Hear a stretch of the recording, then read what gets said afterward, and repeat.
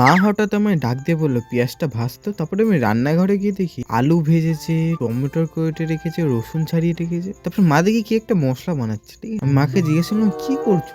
মা বলে গ্যাসের উপর দেখ গামলার মধ্যে কি আছে। তারপরে দেখি গামলার মধ্যে চিকেন রয়েছে। তারপরে দেখি উপরে গ্যাসের হাঁড়িতে চাল সিদ্ধ। আমি বলি, কি করবে? তারপরে বলে যে আজ বিরিয়ানি হবে। আমাকে তো পুরোই সারপ্রাইজ দিয়ে দিল। মা বলে ঠিক আছে তুই তাহলে মাংসটা রান্না কর। আমিও মাংসটা রান্না করতে চললাম।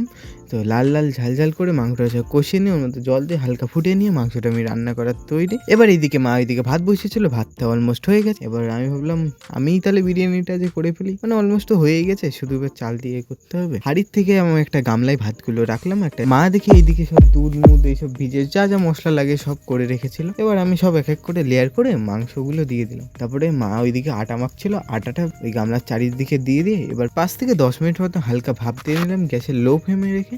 তারপর একদম রেডি চিকেন বিরিয়ানি, সুস্বাদু সেই টেস্ট।